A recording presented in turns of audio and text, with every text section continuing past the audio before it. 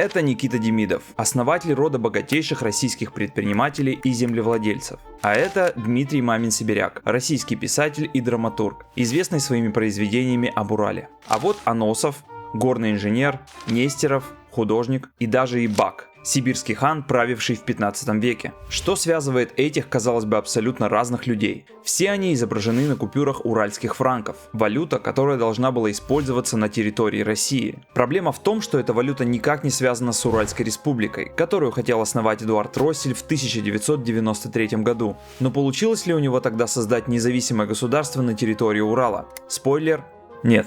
И вот почему. 1991 год. Ранние годы молодой страны были непростые. Большие трудности, связанные с переходом от плановой экономики к рыночной. Также на это все наложился политический кризис. Различные субъекты вполне могли перестать быть частью России, так же как советские республики перестали быть частью СССР. Идеи об отделении от России звучали в разных частях страны, будь то Чеченская республика Ичкерия, референдум о суверенитете Татарстана или заявление о Сибирской республике. Чтобы не допустить распада страны на отдельные государства, Ельцин и Верховный Совет инициировали подписание федеративного договора. Документ разграничивал полномочия между федеральными и региональными органами власти. Подписание было необходимо, так как фактически в стране не было своей конституции, а после распада СССР в России продолжала действовать Конституция РСФСР. Федеративный договор был подписан 31 марта 1992 года. Федеративный договор Российской Федерации, народы, республик, краев, областей. Я поздравляю вас всех с этим событием. Спасибо. Но в нем был один большой нюанс. 18 республик имели больше полномочий, чем остальные субъекты федерации. Они могли сами распоряжаться деньгами налогоплательщиков и принимать свои законы. Сложилась ситуация, при которой маленькие республики, например, такие как Тува или Калмыкия, имели гораздо больше полномочий, чем Свердловская область. И не всех уральских руководителей это устраивало. 25 апреля 1993 года в России прошел первый в истории страны референдум. В бюллетене было 4 вопроса, в том числе о доверии президенту Ельцину. В историю этот референдум войдет как «да-да, нет-да» из-за активной агитации сторонников Ельцина именно за эти ответы. Да-да, нет, да. Да-да, нет. Да. Да. Да. Нет. Да. Но для свердловчан в этот день был еще один бюллетень с вопросом, согласны ли вы с тем, что Свердловская область по своим полномочиям должна быть равноправна с другими республиками в составе Российской Федерации. Явка составила 67%, и 83,4% избирателей ответили на этот вопрос утвердительно. Стоит заметить, что даже в самом вопросе не звучало никаких призывов к сепаратизму, а республика должна была оставаться в составе России. В итоге ответ «да» победил, и уже 1 июля Уральская республика была провозглашена. Сразу началась работа над Конституцией. У предполагаемой республики даже появился свой флаг – трехцветное полотно белого, зеленого и черного цвета. Белый символизировал снег, зеленый – леса и черный – горы. Также была более обширная трактовка для Большого Урала. Это Северный, Средний и Южный Урал. Флаг стал использоваться движением «Уральский областник» еще в 1991 году на обложке их одноименного журнала. Забегая вперед, стоит сказать, что этот флаг до сих пор используют различные политические организации. 14 сентября в Екатеринбурге состоялся семинар «Уральская республика и целостность российского государства».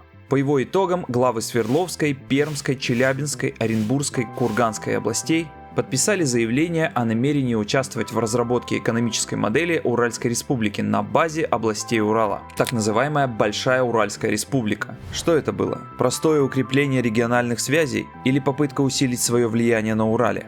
Уже через месяц Конституция республики была готова. В ней в очередной раз подчеркивался отказ от сепаратизма. Уральская республика есть субъект Российской Федерации, обладающий всеми правами, установленными для республик в составе России. 30 октября Конституция была опубликована в областной газете и уже на следующий день вступила в силу. Указом номер 1 Эдуард Россель возложил на себя исполнение обязанностей губернатора республики. Но как федеральная власть просмотрела все это? Референдум, создание и принятие Конституции Уральской Республики проходили на глазах Бориса Ельцина. И все это время президент молчал. Напомню, это был 93-й год, и осенью Россия встала в острую фазу политического кризиса. Попытка Ельцина распустить съезд народных депутатов и их отказ подчиниться указу президента вылились в события, которые войдут в историю как Черный Октябрь. Сегодня штурмом взять мэрию и Останкино.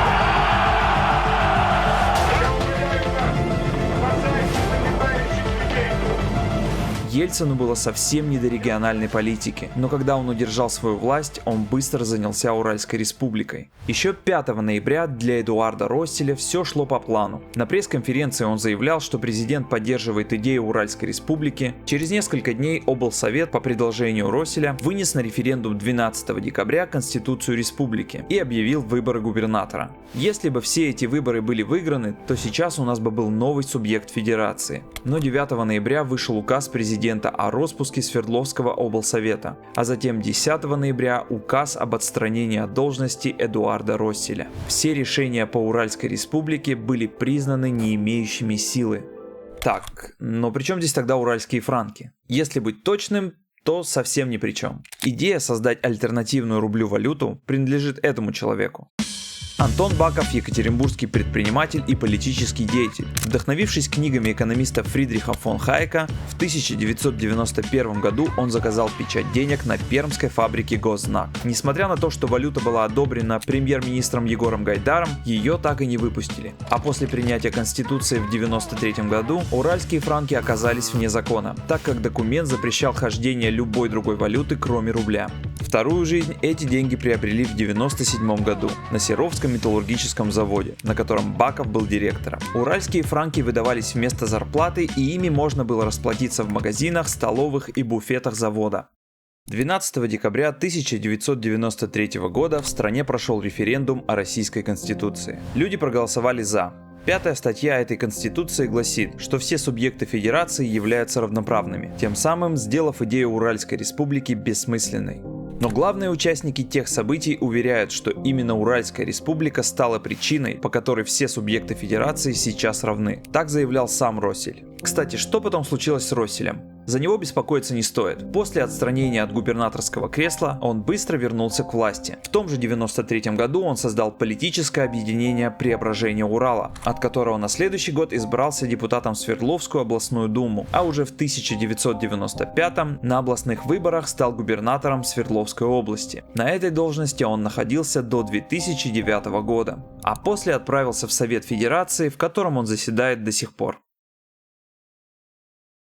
Спасибо за просмотр. Поддержите канал лайком и комментом. И посмотрите прошлые видео, например, о эпидемии сибирской язвы в Свердловске или то, чем жил город в 1989 году. И, конечно же, подписывайтесь на канал, я тут снимаю много интересного про Екатеринбург.